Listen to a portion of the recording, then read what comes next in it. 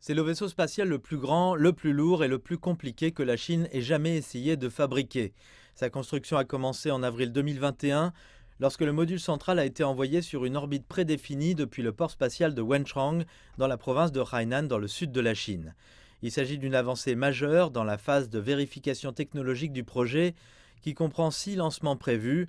Le module central de 16 mètres de long sert de centre de gestion et de contrôle de la station spatiale, tout en accueillant 3 astronautes pour des missions en orbite de longue durée. À peine un mois plus tard, la phase de vérification technologique a franchi une nouvelle étape. Un vaisseau cargo spécial, le Tianzhou 2, a été envoyé pour s'amarrer à l'avant-poste naissant. Il transportait 6,8 tonnes de fournitures. Pendant son séjour en orbite, le Taizhou 2 a également effectué une série de tâches planifiées, notamment un survol de Tianhe et la vérification des bras robotiques de la station spatiale. Le 17 juin, la station spatiale était prête à accueillir ses premiers habitants humains. La fusée porteuse Longue Marche 2FY12 a envoyé les taïkonautes Nie Haicheng, Liu Boming et Tang Hongbo dans l'espace. Ils sont devenus les premiers Chinois à entrer dans une station spatiale.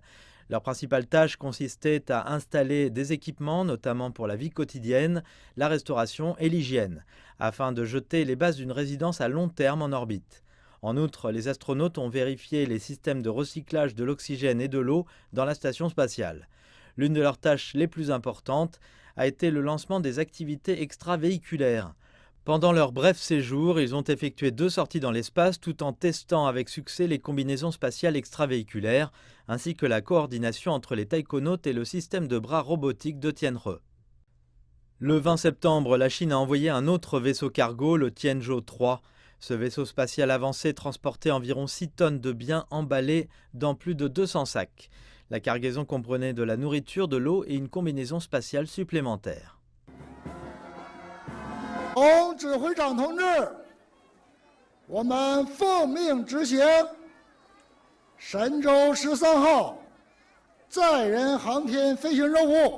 Le 16 octobre, un autre équipage de 3 membres a décollé pour la station spatiale.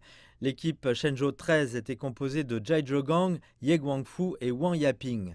Après avoir travaillé sur la station spatiale pendant plus de 5 mois, leur principale réalisation comprenait 2 activités extravéhiculaires et le transfert d'un vaisseau cargo Tianzhou 2 vers le module central Tianhe à l'aide du bras robotique.